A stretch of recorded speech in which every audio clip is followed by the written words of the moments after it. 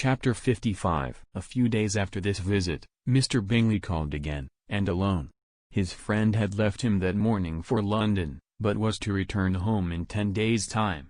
He sat with them above an hour, and was in remarkably good spirits.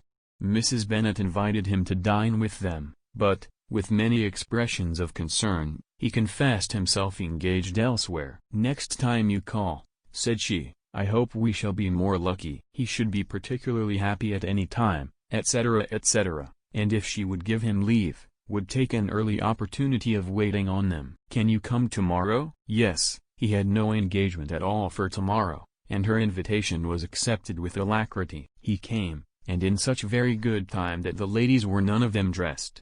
In ran Mrs. Bennet to her daughter's room, in her dressing gown, and with her hair half finished, crying out, "My dear Jane, make haste and hurry down. He is come, Mr. Bingley is come. He is, indeed. Make haste, make haste. Here, Sarah, come to Miss Bennet this moment, and help her on with her gown. Never mind Miss Lizzie's hair." "We will be down as soon as we can," said Jane, "but I dare say Kitty is forwarder than either of us, for she went upstairs half an hour ago." "Oh, hang Kitty! What has she to do with it? Come, be quick, be quick. Where is your sash, my dear?" But when her mother was gone, Jane would not be prevailed on to go down without one of her sisters. The same anxiety to get them by themselves was visible again in the evening. After tea, Mr. Bennet retired to the library, as was his custom, and Mary went upstairs to her instrument. 2 obstacles of the 5 being thus removed, Mrs. Bennet sat looking and winking at Elizabeth and Catherine for a considerable time, without making any impression on them. Elizabeth would not observe her, and when at last Kitty did, she very innocently said, "What is the matter, mamma? What do you keep winking at me for? What am I to do?" "Nothing, child, nothing. I did not wink at you." She then sat still 5 minutes longer, but unable to waste such a precious occasion, she suddenly got up, and saying to Kitty, "Come here, my love, I want to speak to you," took her out of the room. Jane instantly gave a look at Elizabeth which spoke her distress at such premeditation, and her entreaty that she would not give in to it.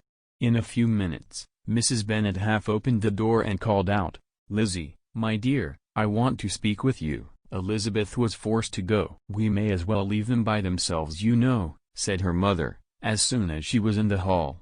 "Kitty and I are going upstairs to sit in my dressing room." Elizabeth made no attempt to reason with her mother, but remained quietly in the hall, till she and Kitty were out of sight, then returned into the drawing-room. Mrs. Bennet's schemes for this day were ineffectual.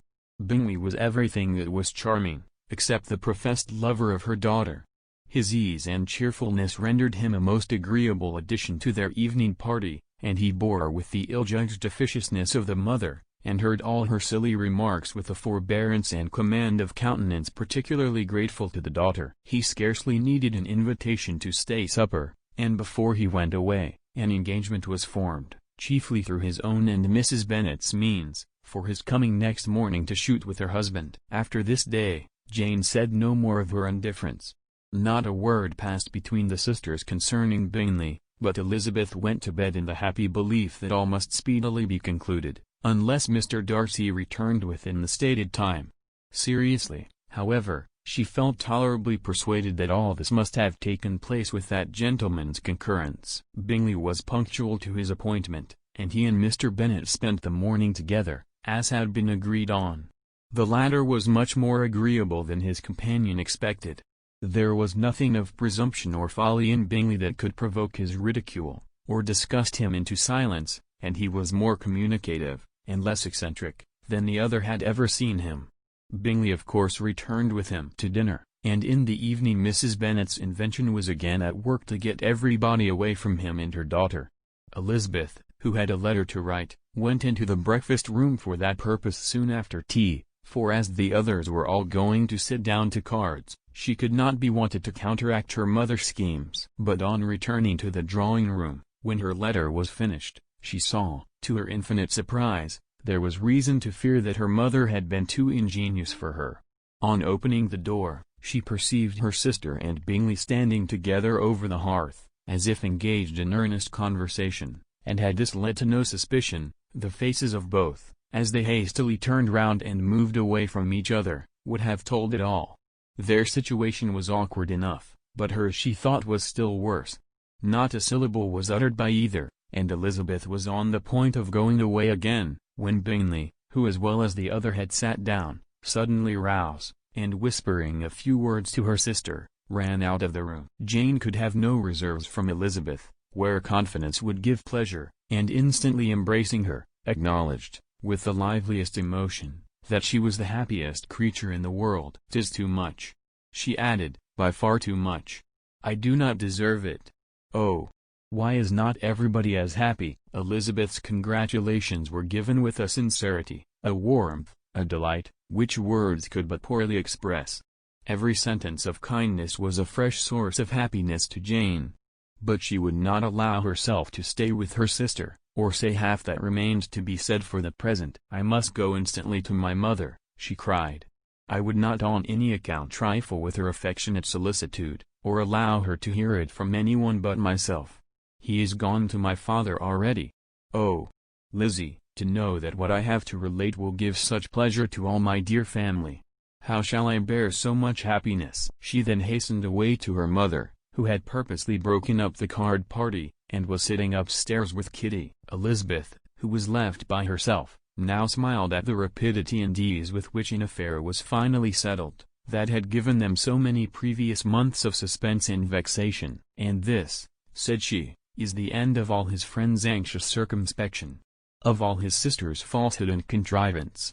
The happiest, wisest, most reasonable end." In a few minutes she was joined by Bingley, whose conference with her father had been shortened to the purpose. "Where is your sister?" said he hastily, as he opened the door. "With my mother upstairs. She will be down in a moment, I dare say." He then shut the door, and, coming up to her, claimed the good wishes and affection of a sister. Elizabeth honestly and heartily expressed her delight in the prospect of their relationship. They shook hands with great cordiality, and then, till her sister came down, she had to listen to all he had to say of his own happiness, and of Jane's perfections, and in spite of his being a lover, Elizabeth really believed all his expectations of felicity to be rationally founded, because they had for basis the excellent understanding, and super-excellent disposition of Jane, and a general similarity of feeling and taste between her and himself. It was an evening of no common delight to them all. The satisfaction of Miss Bennet's mind gave a glow of such sweet animation to her face, as made her look handsomer than ever. Kitty simpered and smiled, and hoped her turn was coming soon.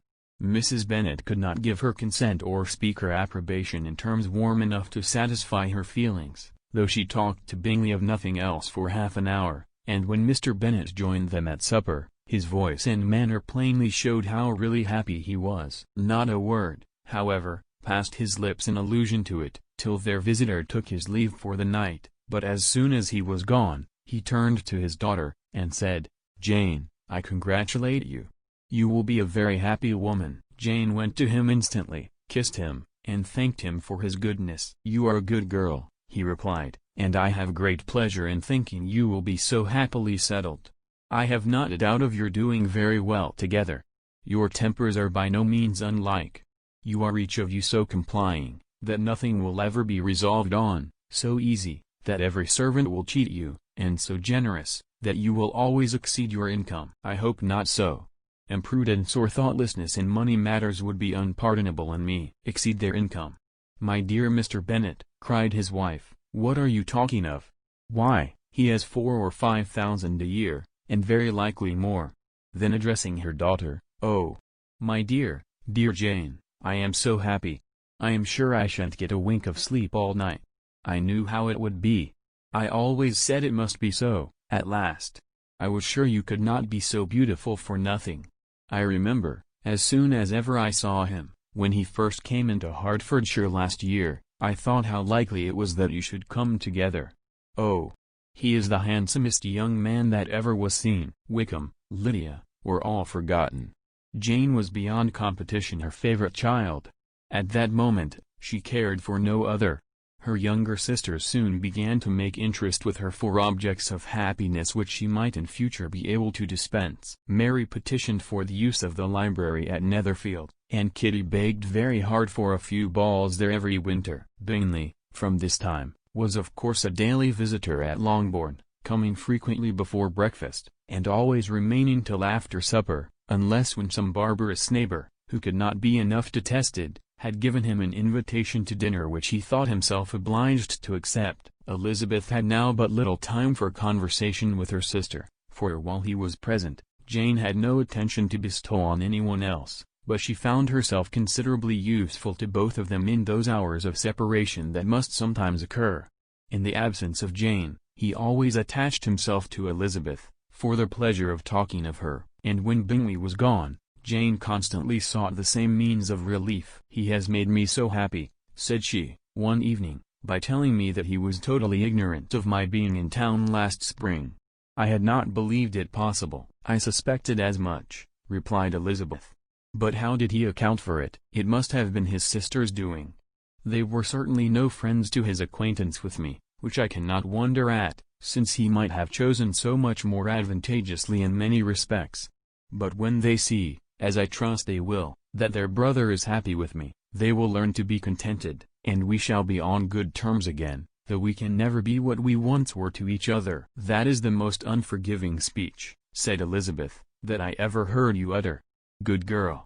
It would vex me, indeed, to see you again the dupe of Miss Bingley's pretended regard. Would you believe it, Lizzie, that when he went to town last November, he really loved me, and nothing but a persuasion of my being indifferent would have prevented his coming down again? He made a little mistake to be sure, but it is to the credit of his modesty." This naturally introduced a panegyric from Jane on his diffidence, and the little value he put on his own good qualities.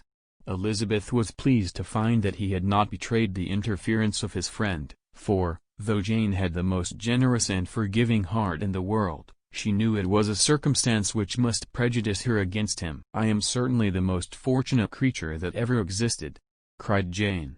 "Oh, Lizzie, why am I thus singled from my family, and blessed above them all? If I could but see you as happy! If there were but such another man for you! If you were to give me 40 such men, I never could be so happy as you. Till I have your disposition, your goodness, I never can have your happiness. No, no. Let me shift for myself, and, perhaps, if I have very good luck, I may meet with another Mr. Collins in time." The situation of affairs in the Longbourn family could not be long a secret. Mrs. Bennet was privileged to whisper it to Mrs. Phillips, and she ventured, without any permission, to do the same by all her neighbors in Meryton. The Bennets were speedily pronounced to be the luckiest family in the world, though only a few weeks before, when Lydia had first run away, they had been generally proved to be marked out for misfortune. Chapter 56. One morning, about a week after Bingley's engagement with Jane had been formed, as he and the females of the family were sitting together in the dining-room, their attention was suddenly drawn to the window, by the sound of a carriage, and they perceived the chaise and four driving up the lawn. It was too early in the morning for visitors, and besides, the equipage did not answer to that of any of their neighbors. The horses were post, and neither the carriage, nor the livery of the servant who preceded it, were familiar to them. As it was certain, however, that somebody was coming, Bingley instantly prevailed on Miss Bennet to avoid the confinement of such an intrusion, and walk away with him into the shrubbery. They both set off, and the conjectures of the remaining three continued, though with little satisfaction, till the door was thrown open and their visitor entered. It was Lady Catherine de Bourgh. They were of course all intending to be surprised, but their astonishment was beyond their expectation, and on the part of Mrs. Bennet and Kitty, though she was perfectly unknown to them, even inferior to what Elizabeth felt. She entered the room with an air more than usually ungracious, made no other reply to Elizabeth's salutation than a slight inclination of the head, and sat down without saying a word. Elizabeth had mentioned her name to her mother on her ladyship's entrance, though no request of introduction had been made. Mrs. Bennet, all amazement, though flattered by having a guest of such high importance, received her with the utmost politeness. After sitting for a moment in silence, she said very stiffly to Elizabeth, "I hope you are well, Miss Bennet. That lady, I suppose, is your mother. Elizabeth replied very concisely that she was. And that I suppose is one of your sisters. Yes, madam, said Mrs. Bennet, delighted to speak to Lady Catherine. She is my youngest girl but one.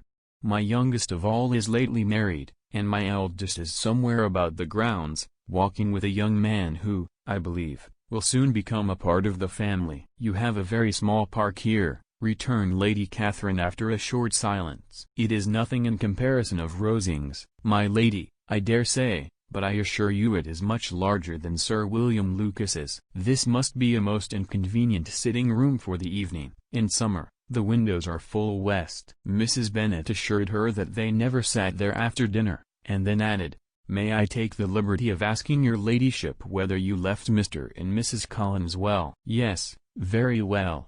I saw them the night before last. Elizabeth now expected that she would produce a letter for her from Charlotte, as it seemed the only probable motive for her calling. But no letter appeared, and she was completely puzzled. Mrs. Bennet, with great civility, begged her ladyship to take some refreshment, but Lady Catherine very resolutely, and not very politely, declined eating anything, and then, rising up, said to Elizabeth, Miss Bennet, there seemed to be a prettyish kind of a little wilderness on one side of your lawn. I should be glad to take a turn in it, if you will favor me with your company. Go, my dear, cried her mother, and show her ladyship about the different walks. I think she will be pleased with the hermitage. Elizabeth obeyed, and running into her own room for her parasol, attended her noble guest downstairs. As they passed through the hall, Lady Catherine opened the doors into the dining parlour and drawing-room, and pronouncing them, after a short survey, to be decent-looking rooms, walked on. Her carriage remained at the door, and Elizabeth saw that her waiting woman was in it. They proceeded in silence along the gravel walk that led to the copse. Elizabeth was determined to make no effort for conversation with a woman who was now more than usually insolent and disagreeable. How could I ever think her like her nephew? Said she, as she looked in her face. As soon as they entered the copse, Lady Catherine began in the following manner, you can be at no loss, Miss Bennet, to understand the reason of my journey hither. Your own heart, your own conscience, must tell you why I come. Elizabeth looked with unaffected astonishment. Indeed, you are mistaken, madam. I have not been at all able to account for the honor of seeing you here. Miss Bennet, replied her ladyship, in an angry tone, you ought to know, that I am not to be trifled with. But however insincere you may choose to be, you shall not find me so. My character has ever been celebrated for its sincerity and frankness, and in a cause of such moment as this, I shall certainly not depart from it. A report of a most alarming nature reached me 2 days ago. I was told that not only your sister was on the point of being most advantageously married, but that Miss Elizabeth Bennet, would, in all likelihood, be soon afterwards united to my nephew, my own nephew, Mr. Darcy. Though I know it must be a scandalous falsehood, though I would not injure him so much as to suppose the truth of it possible, I instantly resolved on setting off for this place, that I might make my sentiments known to you. If you believed it impossible to be true, said Elizabeth, coloring with astonishment and disdain, I wonder you took the trouble of coming so far. What could your ladyship propose by it? At once to insist upon having such a report universally contradicted. Your coming to Longbourn, to see me and my family, said Elizabeth coolly, will be rather a confirmation of it, if, indeed, such a report is in existence. Do you then pretend to be ignorant of it? Has it not been industriously circulated by yourselves? Do you not know that such a report is spread abroad? I never heard that it was. And can you likewise declare, that there is no foundation for it? I do not pretend to possess equal frankness with your ladyship. You may ask questions which I shall not choose to answer. This is not to be borne. Miss Bennet, I insist on being satisfied. Has my nephew, made you an offer of marriage? Your ladyship has declared it to be impossible. It ought to be so, it must be so, while he retains the use of his reason. But your arts and allurements may, in a moment of infatuation, have made him forget what he owes to himself and to all his family. You may have drawn him in. If I have, I shall be the last person to confess it. Miss Bennet, do you know who I am? I have not been accustomed to such language as this. I am almost the nearest relation he has in the world, and am entitled to know all his dearest concerns. But you are not entitled to know mine, nor will such behavior as this ever induce me to be explicit. Let me be rightly understood. This match, to which you have the presumption to aspire, can never take place. No, never. Mr. Darcy is engaged to my daughter. Now what have you to say? Only this, that if he is so, you can have no reason to suppose he will make an offer to me. Lady Catherine hesitated for a moment, and then replied, the engagement between them is of a peculiar kind. From their infancy, they have been intended for each other. It was the favorite wish of his mother, as well as of hers. While in their cradles, we planned the union, and now, at the moment when the wishes of both sisters would be accomplished in their marriage, to be prevented by a young woman of inferior birth, of no importance in the world, and wholly unallied to the family. Do you pay no regard to the wishes of his friends? To his tacit engagement with Miss de Bourgh? Are you lost to every feeling of propriety and delicacy? Have you not heard me say that from his earliest hours he was destined for his cousin? Yes, and I had heard it before. But what is that to me? If there is no other objection to my marrying your nephew, I shall certainly not be kept from it by knowing that his mother and aunt wished him to marry Miss de Bourgh. You both did as much as you could in planning the marriage. Its completion depended on others. If Mr. Darcy is neither by honor nor inclination confined to his cousin, why is not he to make another choice? And if I am that choice, why may not I accept him? Because honor, decorum, prudence, nay, interest, forbid it. Yes, Mississippi Bennett, interest, for do not expect to be noticed by his family or friends. If you willfully act against the inclinations of all, you will be censured, slighted, and despised by everyone connected with him. Your alliance will be a disgrace, your name will never even be mentioned by any of us. These are heavy misfortunes, replied Elizabeth. But the wife of Mr. Darcy must have such extraordinary sources of happiness necessarily attached to her situation, that she could, upon the whole, have no cause to repine. Obstinate, headstrong girl! I am ashamed of you. Is this your gratitude for my attentions to you last spring? Is nothing due to me on that score? Let us sit down. You are to understand, Miss Bennet, that I came here with the determined resolution of carrying my purpose, nor will I be dissuaded from it. I have not been used to submit to any person's whims. I have not been in the habit of brooking disappointment. That will make your ladyship's situation at present more pitiable, but it will have no effect on me. I will not be interrupted. Hear me in silence. My daughter and my nephew are formed for each other. They are descended, on the maternal side, from the same noble line, and, on the father's, from respectable, honorable, and ancient, though untitled, families. Their fortune on both sides is splendid. They are destined for each other by the voice of every member of their respective houses, and what is to divide them? The upstart pretensions of a young woman without family, connections, or fortune. Is this to be endured? But it must not, shall not be. If you were sensible of your own good, you would not wish to quit the sphere in which you have been brought up. In marrying your nephew, I should not consider myself as quitting that sphere. He is a gentleman, I am a gentleman's daughter, so far we are equal. True. You are a gentleman's daughter. But who was your mother? Who are your uncles and aunts?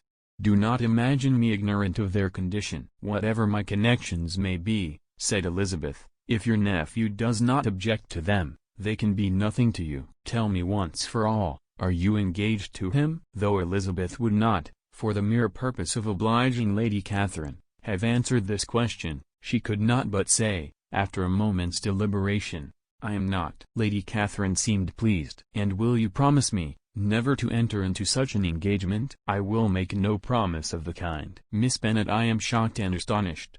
I expected to find a more reasonable young woman. But do not deceive yourself into a belief that I will ever recede. I shall not go away till you have given me the assurance I require. And I certainly never shall give it. I am not to be intimidated into anything so wholly unreasonable. Your ladyship wants Mr. Darcy to marry your daughter, but would my giving you the wished-for promise make their marriage at all more probable? Supposing him to be attached to me, would my refusing to accept his hand make him wish to bestow it on his cousin? Allow me to say, Lady Catherine, that the arguments with which you have supported this extraordinary application have been as frivolous as the application was ill-judged. You have widely mistaken my character, if you think I can be worked on by such persuasions as these. How far your nephew might approve of your interference in his affairs, I cannot tell, but you have certainly no right to concern yourself in mine. I must beg, therefore, to be importuned no farther on the subject. Not so hasty, if you please. I have by no means done. To all the objections I have already urged, I have still another to add. I am no stranger to the particulars of your youngest sister's infamous elopement. I know it all, that the young man's marrying her was a patched-up business, at the expense of your father and uncles. And is such a girl to be my nephew's sister? Is her husband, who is the son of his late father's steward, to be his brother? Heaven and earth! Of what are you thinking? Are the shades of Pemberley to be thus polluted? You can now have nothing further to say, she resentfully answered. You have insulted me in every possible method. I must beg to return to the house. And she rose as she spoke. Lady Catherine rose also, and they turned back. Her ladyship was highly incensed. You have no regard, then, for the honor and credit of my nephew. Unfeeling, selfish girl. Do you not consider that a connection with you must disgrace him in the eyes of everybody? Lady Catherine, I have nothing further to say. You know my sentiments. You are then resolved to have him? I have said no such thing. I am only resolved to act in that manner, which will, in my own opinion, constitute my happiness, without reference to you, or to any person so wholly unconnected with me. It is well. You refuse, then, to oblige me. You refuse to obey the claims of duty, honor, and gratitude.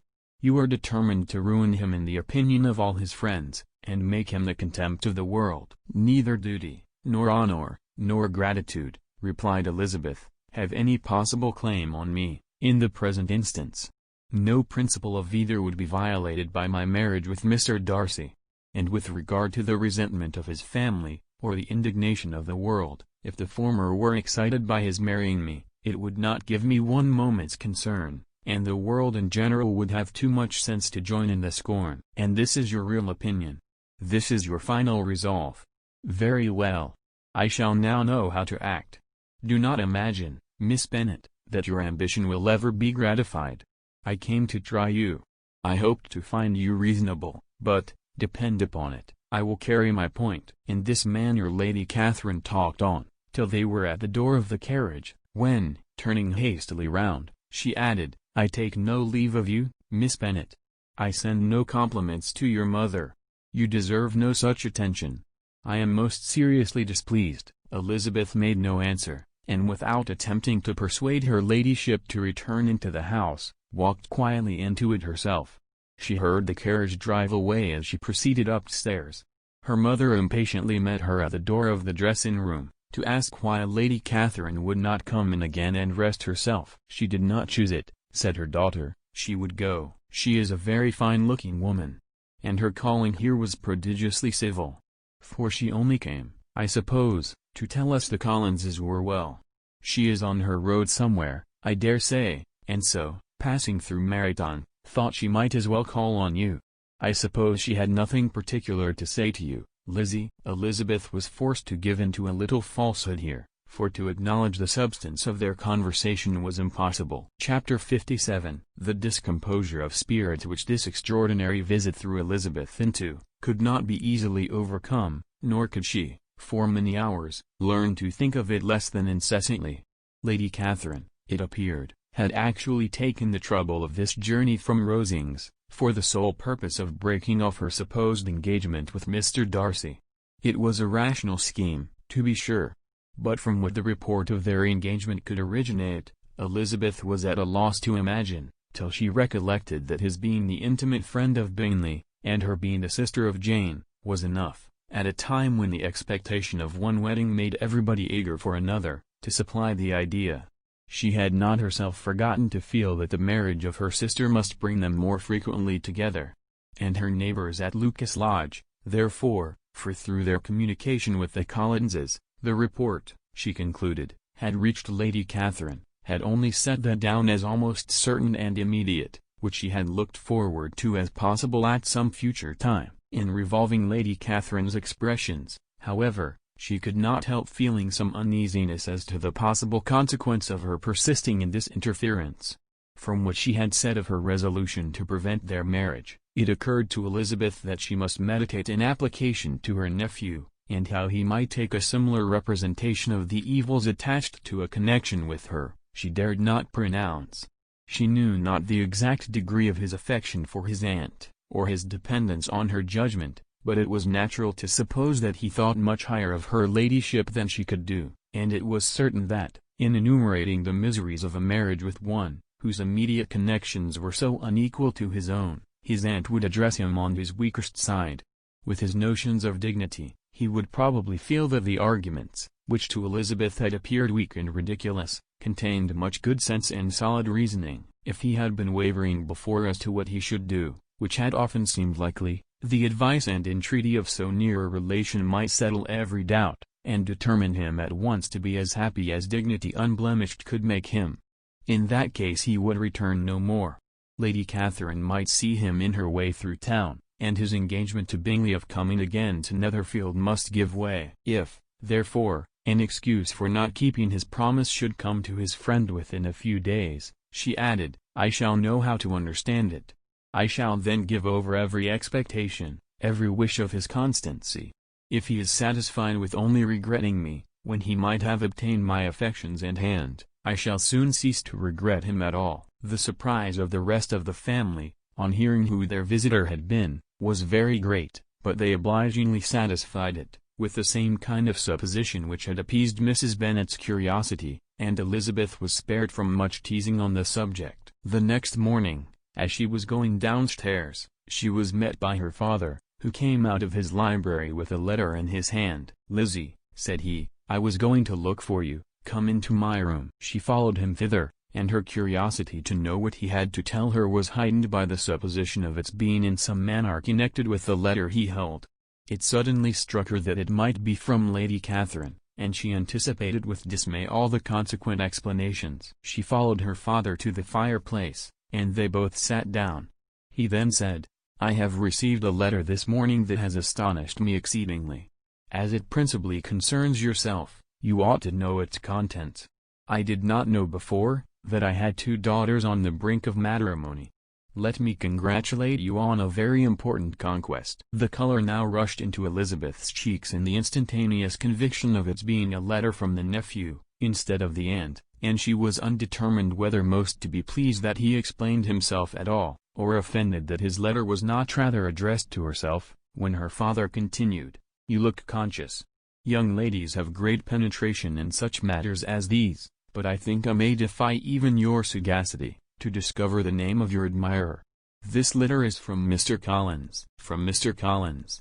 And what can he have to say? Something very much to the purpose, of course. He begins with congratulations on the approaching nuptials of my eldest daughter, of which, it seems, he has been told by some of the good-natured, gossiping Lucases. I shall not sport with your impatience, by reading what he says on that point. What relates to yourself, is as follows. Having thus offered you the sincere congratulations of Mrs. Collins and myself on this happy event, let me now add a short hint on the subject of another, of which we have been advertised by the same authority. Your daughter Elizabeth, it is presumed, will not long bear the name of Bennett, after her elder sister has resigned it, and the chosen partner of her fate may be reasonably looked up to as one of the most illustrious personages in this land. Can you possibly guess, Lizzie, who is meant by this? This young gentleman is blessed, in a peculiar way, with everything the heart of mortal can most desire, splendid property, noble kindred, and extensive patronage. Yet in spite of all these temptations, let me warn my cousin Elizabeth, and yourself, of what evils you may incur by a precipitate closure with this gentleman's proposals, which, of course, you will be inclined to take immediate advantage of. Have you any idea, Lizzie, who this gentleman is? But now it comes out, my motive for cautioning you is as follows. We have reason to imagine that his aunt, Lady Catherine de Bourgh, does not look on the match with a friendly eye. Mr. Darcy, you see, is the man. Now, Lizzie, I think I have surprised you. Could he, or the Lucases, have pitched on any man within the circle of our acquaintance, whose name would have given the lie more effectually to what they related. Mr. Darcy, who never looks at any woman but to see a blemish, and who probably never looked at you in his life. It is admirable." Elizabeth tried to join in her father's pleasantry, but could only force one most reluctant smile. Never had his wit been directed in a manner so little agreeable to her. "Are you not diverted?" "Oh, yes. Pray read on." After mentioning the likelihood of this marriage to her ladyship last night, she immediately, with her usual condescension, expressed what she felt on the occasion, when it became apparent that on the score of some family objections on the part of my cousin, she would never give her consent to what she termed so disgraceful a match. "I thought it my duty to give the speediest intelligence of this to my cousin, that she and her noble admirer may be aware of what they are about, and not run hastily into a marriage which has not been properly sanctioned." Mr. Collins moreover adds, "I am truly rejoiced that my cousin Lydia's sad business has been so well hushed up, and am only concerned that their living together before the marriage took place should be so generally known. I must not, however, neglect the duties of my station, or refrain from declaring my amazement at hearing that you received the young couple into your house as soon as they were married. It was an encouragement of vice, and had I been the rector of Longbourn, I should very strenuously have opposed it. You ought certainly to forgive them, as a Christian, but never to admit them in your sight, or allow their names to be mentioned in your hearing. That is his notion of Christian forgiveness. The rest of his letter is only about his dear Charlotte's situation, and his expectation of a young olive branch. But, Lizzie, you look as if you did not enjoy it. You are not going to be missish, I hope, and pretend to be affronted at an idle report. For what do we live, but to make sport for our neighbors, and laugh at them in our turn?" "Oh," cried Elizabeth, "I am excessively diverted. But it is so strange." "Yes, that is what makes it amusing. Had they fixed on any other man it would have been nothing, but his perfect indifference, and your pointed dislike, make it so delightfully absurd. Much as I abominate writing, I would not give up Mr. Collins's correspondence for any consideration. Nay, when I read a letter of his, I cannot help giving him the preference even over Wickham, much as I value the impudence and hypocrisy of my son-in-law. And pray, Lizzie, what said Lady Catherine about this report? Did she call to refuse her consent?" To this question his daughter replied only with a laugh, and as it had been asked without the least suspicion, she was not distressed by his repeating it. Elizabeth had never been more at a loss to make her feelings appear what they were not. It was necessary to laugh, when she would rather have cried. Her father had most cruelly mortified her, by what he said of Mr. Darcy's indifference, and she could do nothing but wonder at such a want of penetration, or fear that perhaps, instead of his seeing too little, she might have fancied too much. Chapter 58. Instead of receiving any such letter of excuse from his friend, as Elizabeth half expected Mr. Bingley to do, he was able to bring Darcy with him to Longbourn before many days had passed after Lady Catherine's visit. The gentleman arrived early, and, before Mrs. Bennet had time to tell him of their having seen his aunt, of which her daughter sat in momentary dread, Bingley, who wanted to be alone with Jane, proposed their all walking out. It was agreed to. Mrs. Bennet was not in the habit of walking, Mary could never spare time, but the remaining 5 set off together. Bingley and Jane, however, soon allowed the others to outstrip them. They lagged behind, while Elizabeth, Kitty, and Darcy were to entertain each other. Very little was said by either. Kitty was too much afraid of him to talk. Elizabeth was secretly forming a desperate resolution, and perhaps he might be doing the same. They walked towards the Lucases, because Kitty wished to call upon Maria, and as Elizabeth saw no occasion for making it a general concern, when Kitty left them she went boldly on with him alone. Now was the moment for her resolution to be executed, and, while her courage was high, she immediately said, "Mr. Darcy, I am a very selfish creature, and, for the sake of giving relief to my own feelings, care not how much I may be wounding yours. I can no longer help thanking you for your unexampled kindness to my poor sister. Ever since I have known it, I have been most anxious to acknowledge to you how gratefully I feel it. Were it known to the rest of my family, I should not have merely my own gratitude to express. I am sorry, "Exceedingly sorry," replied Darcy, in a tone of surprise and emotion, "that you have ever been informed of what may, in a mistaken light, have given you uneasiness. I did not think Mrs. Gardiner was so little to be trusted." "You must not blame my aunt. Lydia's thoughtlessness first betrayed to me that you had been concerned in the matter, and, of course, I could not rest till I knew the particulars. Let me thank you again and again, in the name of all my family, for that generous compassion which induced you to take so much trouble, and bear so many mortifications, for the sake of discovering them." "If you will thank me," he replied, "let it be for yourself alone. That the wish of giving happiness to you might add force to the other inducements which led me on, I shall not attempt to deny. But your family owe me nothing. Much as I respect them, I believe I thought only of you." Elizabeth was too much embarrassed to say a word. After a short pause, her companion added, "You are too generous to trifle with me. If your feelings are still what they were last April, tell me so at once. My affections and wishes are unchanged, but one word from you will silence me on this subject forever." Elizabeth, feeling all the more than common awkwardness and anxiety of his situation, now forced herself to speak, and immediately, though not very fluently, gave him to understand that her sentiments had undergone so material a change, since the period to which he alluded, as to make her receive with gratitude and pleasure his present assurances. The happiness which this reply produced, was such as he had probably never felt before, and he expressed himself on the occasion as sensibly and as warmly as a man violently in love can be supposed to do. Had Elizabeth been able to encounter his eye, she might have seen how well the expression of heartfelt delight, diffused over his face, became him, but, though she could not look, she could listen, and he told her of feelings, which, in proving of what importance she was to him, made his affection every moment more valuable. They walked on, without knowing in what direction. There was too much to be thought, and felt, and said, for attention to any other objects. She soon learned that they were indebted for their present good understanding to the efforts of his aunt, who did call on him in her return through London, and there relate her journey to Longbourn, its motive, and the substance of her conversation with Elizabeth, dwelling emphatically on every expression of the latter which, in her ladyship's apprehension, peculiarly denoted her perverseness and assurance, in the belief that such a relation must assist her endeavours to obtain that promise from her nephew which she had refused to give.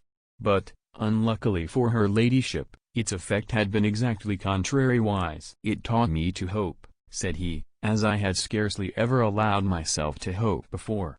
I knew enough of your disposition to be certain that, had you been absolutely, irrevocably decided against me, you would have acknowledged it to Lady Catherine, frankly and openly." Elizabeth colored and laughed as she replied, "Yes, you know enough of my frankness to believe me capable of that. After abusing you so abominably to your face, I could have no scruple in abusing you to all your relations." "What did you say of me, that I did not deserve?"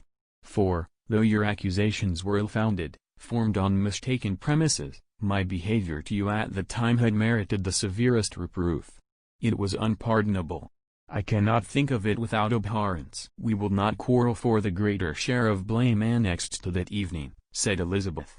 "The conduct of neither, if strictly examined, will be irreproachable, but since then, we have both, I hope, improved in civility. I cannot be so easily reconciled to myself.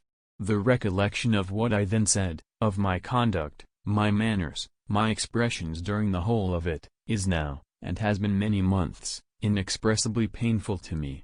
Your reproof, so well applied, I shall never forget. Had you behaved in a more gentlemanlike manner. Those were your words.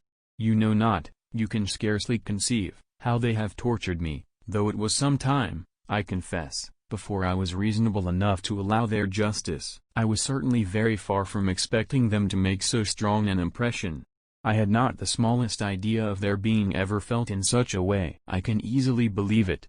You thought me then devoid of every proper feeling, I am sure you did.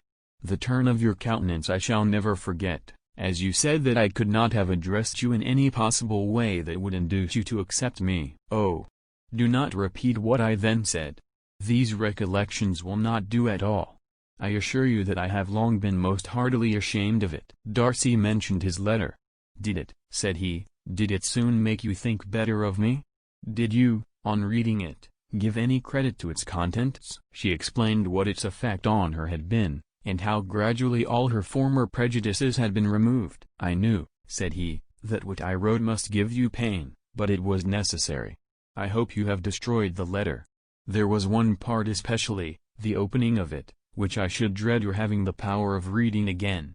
I can remember some expressions which might justly make you hate me. The letter shall certainly be burned, if you believe it essential to the preservation of my regard, but, though ye have both reason to think my opinions not entirely unalterable, they are not, I hope, quite so easily changed as that implies." "When I wrote that letter," replied Darcy, "I believed myself perfectly calm and cool, but I am since convinced that it was written in a dreadful bitterness of spirit." The letter, perhaps, began in bitterness, but it did not end so. The adieu is charity itself. But think no more of the letter. The feelings of the person who wrote, and the person who received it, are now so widely different from what they were then, that every unpleasant circumstance attending it ought to be forgotten. You must learn some of my philosophy. Think only of the past as its remembrance gives you pleasure. I cannot give you credit for any philosophy of the kind. Your retrospections must be so totally void of reproach, that the contentment arising from them is not of philosophy, but, what is much better, of innocence. But with me, it is not so. Painful recollections will intrude which cannot, which ought not, to be repelled. I have been a selfish being all my life, in practice, though not in principle. As a child I was taught what was right, but I was not taught to correct my temper. I was given good principles, but left to follow them in pride and conceit.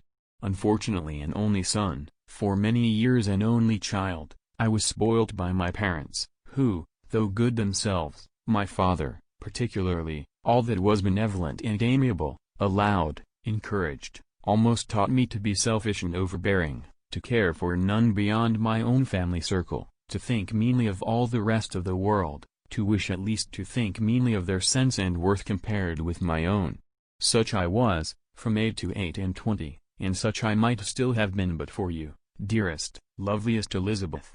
What do I not owe you? You taught me a lesson, hard indeed at first, but most advantageous. By you, I was properly humbled. I came to you without a doubt of my reception. You showed me how insufficient were all my pretensions to please a woman worthy of being pleased. Had you then persuaded yourself that I should? Indeed I had. What will you think of my vanity? I believed you to be wishing, expecting my addresses. My manners must have been in fault, but not intentionally, I assure you. I never meant to deceive you, but my spirits might often lead me wrong. How you must have hated me after that evening. Hate you? I was angry perhaps at first, but my anger soon began to take a proper direction. I am almost afraid of asking what you thought of me, when we met at Pemberley. You blamed me for coming? No indeed, I felt nothing but surprise. Your surprise could not be greater than mine in being noticed by you. My conscience told me that I deserved no extraordinary politeness, and I confess that I did not expect to receive more than my due. My object then, replied Darcy, was to show you, by every civility in my power, that I was not so mean as to resent the past, and I hoped to obtain your forgiveness, to lessen your real opinion, by letting you see that your reproofs had been attended to. How soon any other wishes introduced themselves I can hardly tell, but I believe in about half an hour after I had seen you. He then told her of Georgiana's delight in her acquaintance, and of her disappointment at its sudden interruption, which naturally leading to the cause of that interruption, she soon learned that his resolution of following her from Derbyshire in quest of her sister had been formed before he quitted the inn, and that his gravity and thoughtfulness there had arisen from no other struggles than what such a purpose must comprehend. She expressed her gratitude again, but it was too painful a subject to each, to be dwelt on farther. After walking several miles in a leisurely manner, and too busy to know anything about it, they found at last, on examining their watches, that it was time to be at home. What could become of Mr. Bingley and Jane was a wonder which introduced the discussion of their affairs. Darcy was delighted with their engagement. His friend had given him the earliest information of it. "I must ask whether you were surprised?" said Elizabeth. "Not at all. When I went away, I felt that it would soon happen. That is to say, you had given your permission. I guessed as much." And though he exclaimed at the term, she found that it had been pretty much the case. "On the evening before my going to London," said he, "I made a confession to him, which I believe I ought to have made long ago. I told him of all that had occurred to make my former interference in his affairs absurd and impertinent. His surprise was great. He had never had the slightest suspicion. I told him, moreover, that I believed myself mistaken in supposing, as I had done, that your sister was indifferent to him, and as I could easily perceive that his attachment to her was unabated, I felt no doubt of their happiness together." Elizabeth could not help smiling at his easy manner of directing his friend. "Did you speak from your own observation," said she, "when you told him that my sister loved him, or merely from my information last spring?" "From the former. I had narrowly observed her during the 2 visits which I had lately made here, and I was convinced of her affection." "And your assurance of it, I suppose, carried immediate conviction to him?" "It did. Bingley is most unaffectedly modest. His diffidence had prevented his depending on his own judgment in so anxious a case, but his reliance on mine made everything easy. I was obliged to confess one thing, which for a time, and not unjustly, offended him. I could not allow myself to conceal that your sister had been in town 3 months last winter, that I had known it, and purposely kept it from him. He was angry. But his anger, I am persuaded, lasted no longer than he remained in any doubt of your sister's sentiments. He has heartily forgiven me now." Elizabeth longed to observe that Mr. Bingley had been a most delightful friend, so easily guided that his worth was invaluable, but she checked herself. She remembered that he had yet to learn to be laughed at, and it was rather too early to begin. In anticipating the happiness of Bingley, which of course was to be inferior only to his own, he continued the conversation till they reached the house. In the hall they parted. Chapter 59. "My dear Lizzie, where can you have been walking to?" was a question which Elizabeth received from Jane as soon as she entered their room, and from all the others when they sat down to table. She had only to say in reply, that they had wandered about, till she was beyond her own knowledge. She colored as she spoke, but neither that, nor anything else, awakened a suspicion of the truth. The evening passed quietly, unmarked by anything extraordinary. The acknowledged lovers talked and laughed, the unacknowledged were silent. Darcy was not of a disposition in which happiness overflows in mirth, and Elizabeth, agitated and confused, rather knew that she was happy than felt herself to be so, for, besides the immediate embarrassment, there were other evils before her. She anticipated what would be felt in the family when her situation became known. She was aware that no one liked him but Jane, and even feared that with the others it was a dislike which not all his fortune and consequence might do away. At night she opened her heart to Jane. Though suspicion was very far from Miss Bennet's general habits, she was absolutely incredulous here. "You are joking, Lizzie. This cannot be. Engaged to Mr. Darcy? No, no, you shall not deceive me. I know it to be impossible." "This is a wretched beginning indeed. My sole dependence was on you, and I am sure nobody else will believe me, if you do not. Yet, indeed, I am in earnest. I speak nothing but the truth. He still loves me, and we are engaged." Jane looked at her doubtingly. "Oh, Lizzie! It cannot be. I know how much you dislike him." "You know nothing of the matter. That is all to be forgot. Perhaps I did not always love him so well as I do now. But in such cases as these, a good memory is unpardonable. This is the last time I shall ever remember it myself." Miss Bennet still looked all amazement. Elizabeth again, and more seriously assured her of its truth. "Good heaven! Can it be really so? Yet now I must believe you," cried Jane. "My dear, dear Lizzie, I do congratulate you, but are you certain? Forgive the question, are you quite certain that you can be happy with him?" "There can be no doubt of that. It is settled between us already, that we are to be the happiest couple in the world. But are you pleased, Jane? Shall you like to have such a brother?" "Very, very much. Nothing could give either Bingley or myself more delight. But we considered it, we talked of it as impossible." "And do you really love him quite well enough?" "Oh, Lizzie! Do anything rather than marry without affection. Are you quite sure that you feel what you ought to do?" "Oh, yes. You will only think I feel more than I ought to do, when I tell you all." "What do you mean?" "Why, I must confess that I love him better than I do Bingley.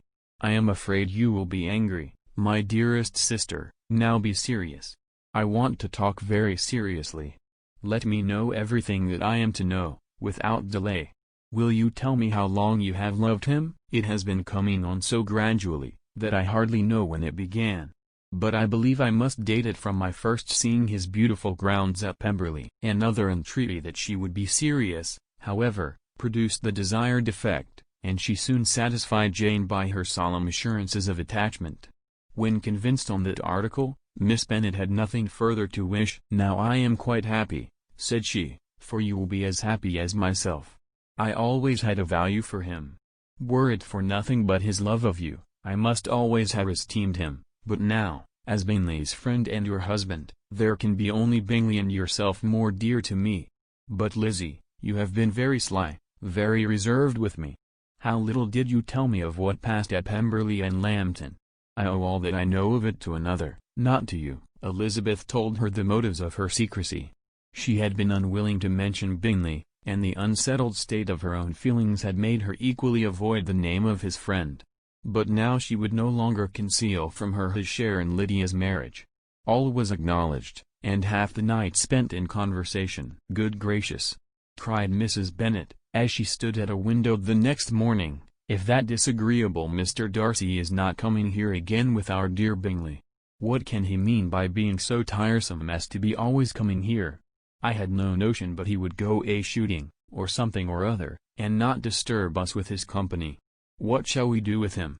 Lizzie, you must walk out with him again, that he may not be in Bingley's way." Elizabeth could hardly help laughing at so convenient a proposal, yet was really vexed that her mother should be always giving him such an epithet. As soon as they entered, Bingley looked at her so expressively, and shook hands with such warmth, as left no doubt of his good information, and he soon afterwards said aloud, "Mrs. Bennet, have you no more lanes hereabouts in which Lizzie may lose her way again today?" "I advise Mr. Darcy, and Lizzie, and Kitty," said Mrs. Bennet, "to walk to Oakham Mount this morning.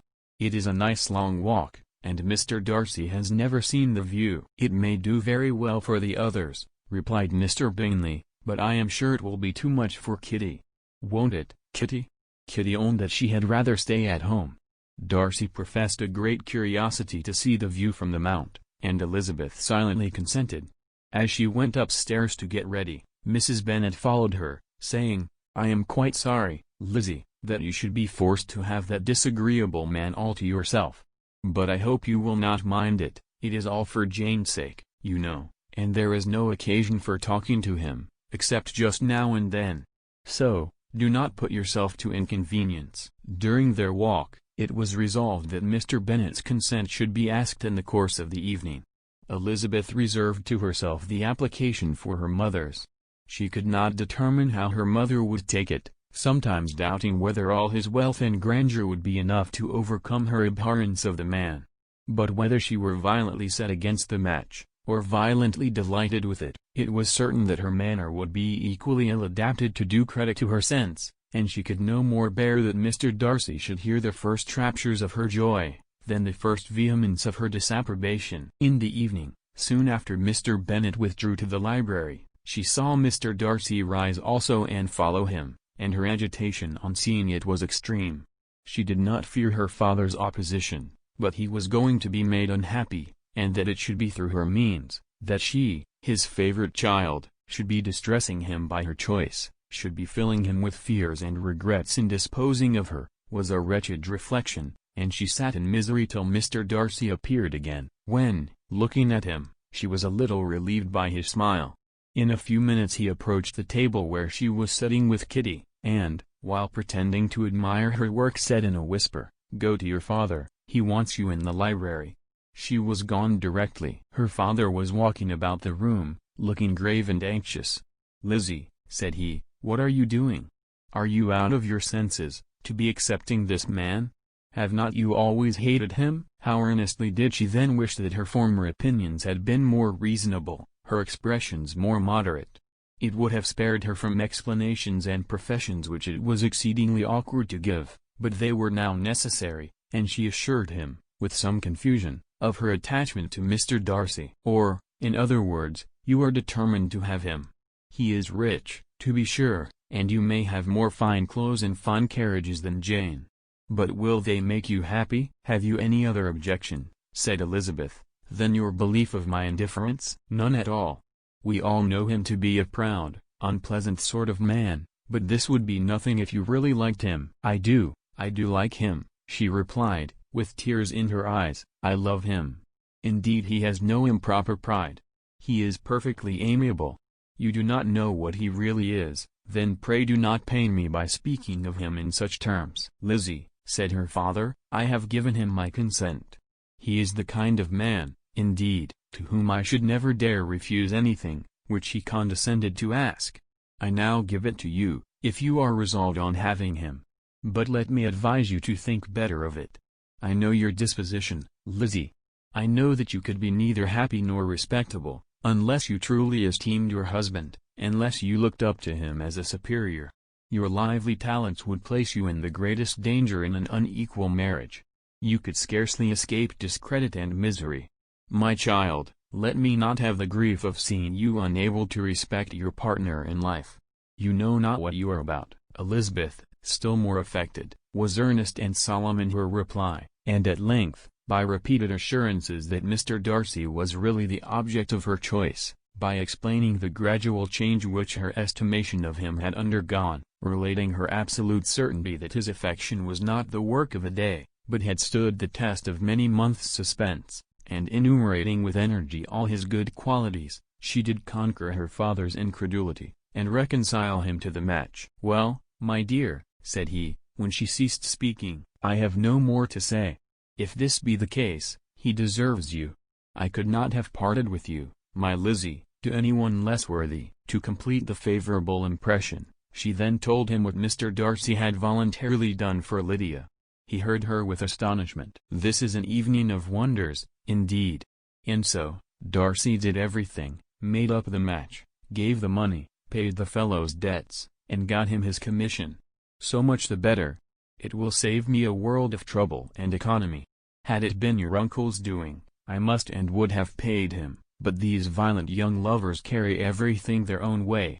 I shall offer to pay him tomorrow. He will rant and storm about his love for you, and there will be an end of the matter. He then recollected her embarrassment a few days before, on his reading Mr. Collins's letter, and after laughing at her some time, allowed her at last to go, saying, as she quitted the room, if any young man come for Mary or Kitty, send them in, for I am quite at leisure. Elizabeth's mind was now relieved from a very heavy weight, and, after half an hour's quiet reflection in her own room, she was able to join the others with tolerable composure.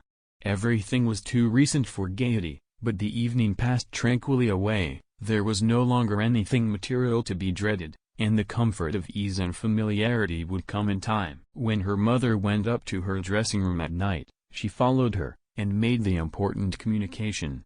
Its effect was most extraordinary, for on first hearing it, Mrs. Bennett sat quite still, and unable to utter a syllable. Nor was it under many, many minutes that she could comprehend what she heard, though not in general backward to credit what was for the advantage of her family, or that came in the shape of a lover to any of them. She began at length to recover, to fidget about in her chair, get up, sit down again, wonder, and bless herself. Good gracious! Lord bless me! Only think! Dear me! Mr. Darcy! Who would have thought it? And is it really true? Oh, my sweetest Lizzie! How rich and how great you will be! What pin money, what jewels, what carriages you will have! Jane's is nothing to it, nothing at all.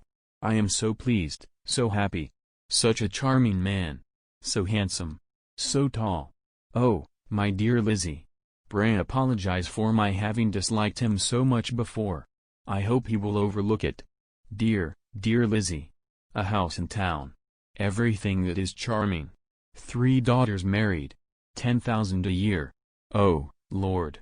What will become of me? I shall go distracted. This was enough to prove that her approbation need not be doubted, and Elizabeth, rejoicing that such an effusion was heard only by herself, soon went away. But before she had been 3 minutes in her own room, her mother followed her. My dearest child, she cried, "I can think of nothing else. 10,000 a year, and very likely more. 'Tis as good as a lord. And a special license. You must and shall be married by a special license.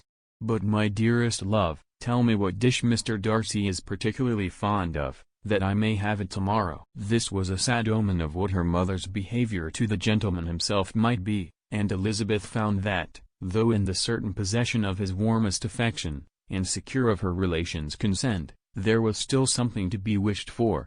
But the morrow passed off much better than she expected, for Mrs. Bennet luckily stood in such awe of her intended son-in-law that she ventured not to speak to him, unless it was in her power to offer him any attention, or mark her deference for his opinion. Elizabeth had the satisfaction of seeing her father taking pains to get acquainted with him, and Mr. Bennet soon assured her that he was rising every hour in his esteem. "I admire all my 3 sons-in-law highly," said he.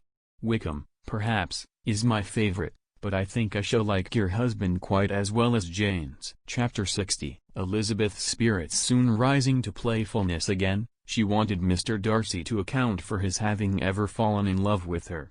"How could you begin?" said she. "I can comprehend your going on charmingly, when you had once made a beginning, but what could set you off in the first place? I cannot fix on the hour, or the spot, or the look, or the words, which laid the foundation. It is too long ago. I was in the middle before I knew that I had begun. My beauty you had early withstood, and as for my manners, my behavior to you was at least always bordering on the uncivil, and I never spoke to you without rather wishing to give you pain than not. Now be sincere, did you admire me for my impertinence? For the liveliness of your mind, I did. You may as well call it impertinence at once. It was very little less. The fact is, that you were sick of civility, of deference, of officious attention. You were disgusted with the women who were always speaking, and looking, and thinking for your approbation alone. I roused, and interested you, because I was so unlike them. Had you not been really amiable, you would have hated me for it, but in spite of the pains you took to disguise yourself, your feelings were always noble and just, and in your heart, you thoroughly despised the persons who so assiduously courted you. There, I have saved you the trouble of accounting for it, and really, all things considered, I begin to think it perfectly reasonable. To be sure, you knew no actual good of me, but nobody thinks of that when they fall in love. Was there no good in your affectionate behavior to Jane while she was ill at Netherfield? Dearest Jane, who could have done less for her? But make a virtue of it by all means. My good qualities are under your protection, and you are to exaggerate them as much as possible, and, in return, it belongs to me to find occasions for teasing and quarreling with you as often as may be, and I shall begin directly by asking you what made you so unwilling to come to the point at last. What made you so shy of me, when you first called, and afterwards dined here? Why, especially, when you called, did you look as if you did not care about me? Because you were grave and silent, and gave me no encouragement. But I was embarrassed. And so was I. You might have talked to me more when you came to dinner. A man who had felt less, might. How unlucky that you should have a reasonable answer to give, and that I should be so reasonable as to admit it. But I wonder how long you would have gone on, if you had been left to yourself. I wonder when you would have spoken, if I had not asked you. My resolution of thanking you for your kindness to Lydia had certainly great effect. Too much, I am afraid, for what becomes of the moral, if our comfort springs from a breach of promise? For I ought not to have mentioned the subject. This will never do. You need not distress yourself. The moral will be perfectly fair. Lady Catherine's unjustifiable endeavors to separate us were the means of removing all my doubts. I am not indebted for my present happiness to your eager desire of expressing your gratitude. I was not in a humor to wait for any opening of yours. My aunt's intelligence had given me hope, and I was determined at once to know everything. Lady Catherine has been of infinite use, which ought to make her happy, for she loves to be of use. But tell me, what did you come down to Netherfield for? Was it merely to ride to Longbourn and be embarrassed? Or had you intended any more serious consequence? My real purpose was to see you, and to judge, if I could, whether I might ever hope to make you love me. My avowed one, or what I avowed to myself, was to see whether your sister were still partial to Bingley, and if she were to make the confession to him which I have since made, shall you ever have courage to announce to Lady Catherine what is to befall her? I am more likely to want more time than courage, Elizabeth. But it ought to be done, and if you will give me a sheet of paper, it shall be done directly. And if I had not a letter to write myself, I might sit by you and admire the evenness of your writing, as another young lady once did. But I have an aunt, too, who must not be longer neglected. From an unwillingness to confess how much her intimacy with Mr. Darcy had been overrated, Elizabeth had never yet answered Mrs. Gardiner's long letter, but now, having that to communicate which she knew would be most welcome, she was almost ashamed to find that her uncle and aunt had already lost 3 days of happiness, and immediately wrote as follows: I would have thanked you before, my dear aunt, as I ought to have done, for your long, kind, satisfactory detail of particulars, but to say the truth, I was too cross to write. You supposed more than really existed. But now suppose as much as you choose, give a loose rein to your fancy, indulge your imagination in every possible flight which the subject will afford, and unless you believe me actually married, you cannot greatly err. You must write again very soon, and praise him a great deal more than you did in your last. I thank you, again and again, for not going to the lakes. How could I be so silly as to wish it? Your idea of the ponies is delightful. We will go round the park every day. I am the happiest creature in the world. Perhaps other people have said so before, but not one with such justice.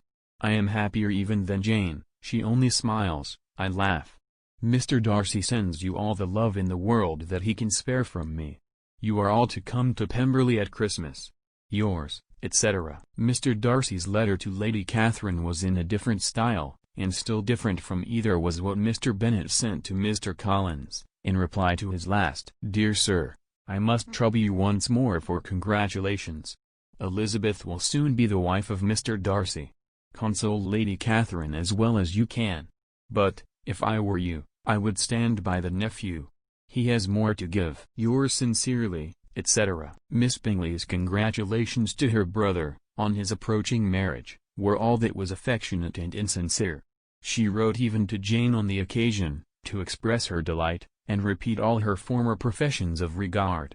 Jane was not deceived, but she was affected, and though feeling no reliance on her, could not help writing her a much kinder answer than she knew was deserved. The joy which Miss Darcy expressed on receiving similar information, was as sincere as her brother's in sending it. 4 sides of paper were insufficient to contain all her delight, and all her earnest desire of being loved by her sister. Before any answer could arrive from Mr. Collins, or any congratulations to Elizabeth from his wife, the Longbourn family heard that the Collinses were come themselves to Lucas Lodge. The reason of this sudden removal was soon evident. Lady Catherine had been rendered so exceedingly angry by the contents of her nephew's letter, that Charlotte, really rejoicing in the match, was anxious to get away till the storm was blown over.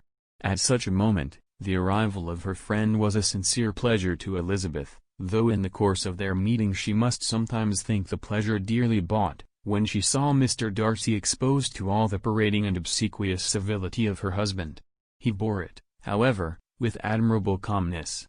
He could even listen to Sir William Lucas, when he complimented him on carrying away the brightest jewel of the country, and expressed his hopes of their all meeting frequently at St. James's, with very decent composure. If he did shrug his shoulders, it was not till Sir William was out of sight. Mrs. Phillips's vulgarity was another, and perhaps a greater, tax on his forbearance, and though Mrs. Phillips, as well as her sister, stood in too much awe of him to speak with the familiarity which Bingley's good humour encouraged, yet, whenever she did speak, she must be vulgar. Nor was her respect for him, though it made her more quiet, at all likely to make her more elegant. Elizabeth did all she could to shield him from the frequent notice of either, and was ever anxious to keep him to herself, and to those of her family with whom he might converse without mortification. And though the uncomfortable feelings arising from all this took from the season of courtship much of its pleasure, it added to the hope of the future, and she looked forward with delight to the time when they should be removed from society so little pleasing to either, to all the comfort and elegance of their family party at Pemberley. Chapter 61